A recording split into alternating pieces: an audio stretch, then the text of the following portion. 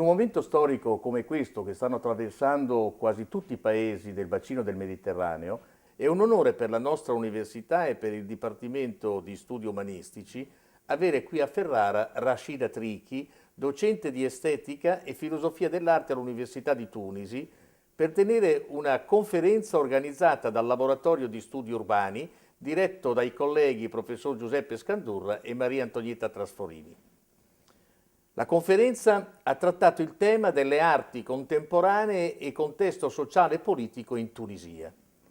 Rachida ha raccontato la grande e contraddittoria trasformazione artistica, culturale e sociale della Tunisia post-rivoluzionaria, analizzando in particolare il ruolo dell'arte contemporanea nei suoi legami e nei suoi conflitti con il potere, prima, durante e dopo la rivoluzione del 14 gennaio 2011.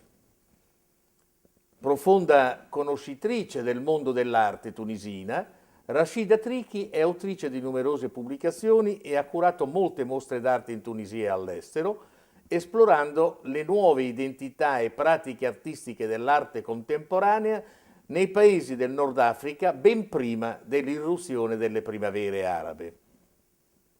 Il suo interesse e le sue competenze spaziano dalla videoarte alla street art, dalle pratiche multimediali alla fotografia, con un'attenzione non scontata alla numerosa presenza di donne artiste. Bonjour et bienvenue dans le studio de l'Université de Ferrare. Après une courte présentation en langue italienne que j'ai fait pour vous présenter à notre public, il me vient naturel de vous poser une première question sur les conséquences qu'il y a eu sur l'art la révolution considérée essentiellement non violente, qui aboutit au départ du président de la République Zine El Abidine Ben Ali, et qui a pris le nom de révolution de Jasmin. Je sais que les Tunisiens n'aiment pas beaucoup cette expression chargée d'autres souvenirs, mais ils préfèrent le nom de révolution pour la dignité pour qualifier les événements de 2010-2011. Pouvez-vous donc nous dire le pourquoi et surtout de quelle manière l'art a accompagné cette révolution? Oui, effectivement. Bon, déjà, le fait de nommer cette révolution, effectivement, c'est la révolution pour la liberté et la dignité. C'était les mots d'ordre, n'est-ce pas, qui ont généré, qui ont été donc montrés pendant cette révolution. Et effectivement, le rôle des artistes qui avaient commencé déjà bien avant la révolution, s'est pratiquement fait à différents niveaux, a joué donc à différents niveaux, notamment dans les multimédias, comme vous l'avez dit, dans les mois qui précédaient la révolution, beaucoup de Facebookers, des gens sur Facebook, par des vidéos art, par les appareils photographiques, les simples portables, etc., ont pris sur le vif les émeutes qui avaient lieu déjà dans le sud de la Tunisie, parce que tout a commencé, comme vous le savez, dans les mines, n'est-ce pas, de Gafsa, dans le sud tunisien. Et donc c'était diffusé sur Facebook, bien sûr, malgré la censure qu'il y avait, qui était très forte à cette période-là. Mais il y avait aussi des pièces de théâtre, des documentaires, des installations, etc., qui étaient en quelque sorte un petit peu, qui montraient justement l'oppression et la répression. Donc on peut dire que tout cela, disons, et surtout, surtout comme je viens de le dire, tout le travail qui était diffusé sur Facebook, c'est surtout les vidéos, les sortes de photoreportages, ont certainement, en tout cas, bien sûr, joué un rôle dans, disons, le fait que la population ait été assez, par l'image avertie, et donc ont poussé un petit peu à la résistance. Très bien. Et alors, d'autre part, par contre, quel a été le rôle, quel rôle a joué la révolution sur l'art tunisienne? Oui, on le voit donc depuis 2 ans là maintenant. Il y a d'abord le fait que la rue, en quelque sorte, s'est libérée et que les artistes pouvaient sortir, en quelque sorte, dans l'espace public. Ça, c'est très important. Il y a eu beaucoup de manifestations artistiques de rue. Il y a eu énormément, enfin, les événements, chaque événement, en fait, aujourd'hui, jusqu'à aujourd'hui, est accompagnée, on peut dire, par des créations artistiques, que ce soit dans la bande dessinée, que ce soit dans les vidéos, dans la photo, dans les one-man shows, etc. Donc, je veux dire que chaque événement est saisi de manière critique, hein, par les artistes. Ça, il y a une explosion extraordinaire, malgré les censures, qui continuent d'une manière ou d'une autre, hein.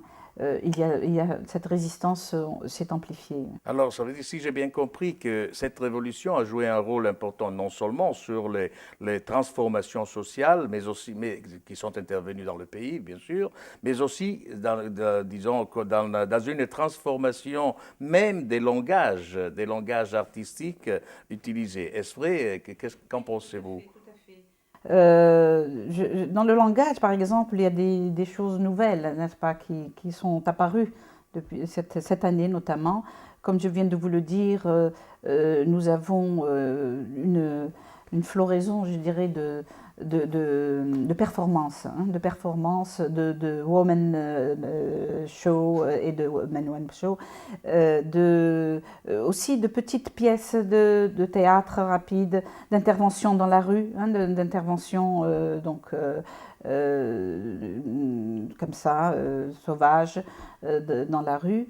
Et ça, c'est un phénomène effectivement nouveau, qui n'était pas possible vu effectivement les interdits, hein, donc, qui étaient auparavant. Oui, voilà. Oui. Voilà. Et donc, vous dites que vraiment ceci a joué vraiment un rôle sur le langage utilisé. Quand je parle de langage, je parle le langage de l'art, c'est-à-dire aussi bien dans la photo que dans les productions théâtrales, etc. Oui, dans le langage plastique, dans le langage, il y a des choses. Enfin, maintenant, les artistes sont beaucoup plus aptes, disons, à emprunter et à faire des métissages de langage qu'ils n'utilisaient pas avant. Donc, c'est sûr que cette mutation se fait, hein, c'est pas de manière, il n'y a pas une visibilité très forte, mais ça se fait effectivement. Ça commence et aussi sortir disons, du pays même vers d'autres pays. Oui, disons, absolument. Du bassin de la Méditerranée, tout à fait. Aussi bien que l'Europe. Tout à fait. D'ailleurs, votre venue ici. Tout à fait, tout à fait. Comme il y a un intérêt maintenant, les artistes se déplacent, il y a un intérêt pour effectivement. C'est vrai que ça, c'est un phénomène aussi. Il faut dire qu'il a fallu la Révolution pour qu'on s'intéresse à ce qui se passe donc, voilà, au niveau de la production artistique en Tunisie. Et c'était un petit peu... Alors, une dernière question, si vous me le permettez. Le monde de l'art tunisien, ainsi que vous l'avez décrit beaucoup dans vos articles, est de plus en plus pénétré par une présence importante de figures de femmes artistes. Hein? Quelle est la raison de ce fait? Est-ce qu'il y a une spécificité dans leur langage, dans le langage qu'ils utilisent? Oui, c'est vrai. C'est vrai que quand on fait Là, on est en train de monter quelque chose en ce moment. Et on s'est rendu compte en fait qu'il y avait un grand déséquilibre parce qu'il y avait il y avait très peu d'hommes en fait. Voilà, un événement artistique là, qu'on va monter bientôt. Et c'est vrai que c'est une réalité. D'abord, il faut dire qu'au niveau des écoles des beaux-arts, il y a une plus grande proportion de femmes que d'hommes. Mais c'est aussi lié à la condition de la femme et à la lutte qu'elle a menée. Et disons, dans la période avant la révolution justement de la dignité, les femmes menaient une forme de résistance, les femmes artistes, au niveau existentiel, je dirais, au niveau donc, de leur image. Et il y a eu effectivement beaucoup d'œuvres, n'est-ce pas, notamment photographiques, parce que c'était le moyen, qui ont, disons, sur ce sujet-là, sur la manière de troubler un petit peu le mode de représentation et d'identification qu'on se faisait de la femme et les interdits en général au sujet de la femme.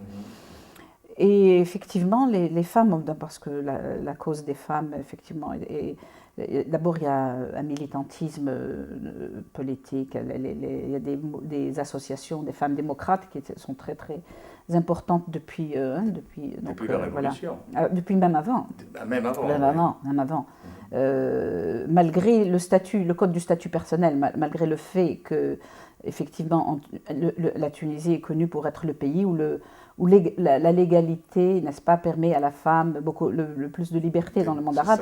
Mais malgré cela, il y a toujours la menace, je veux dire, donc cette résistance et le risque effectivement de perdre des droits ou dans les faits même que le droit ne soit pas appliqué. C'est ça. Donc là, il y a effectivement une lutte certaine. Hein. Bien. Alors écoutez, de toute manière, je vous remercie beaucoup pour avoir accepté ce court entretien et je vous souhaite tout d'abord un bon séjour dans notre ville à Ferrare. Merci beaucoup. Merci.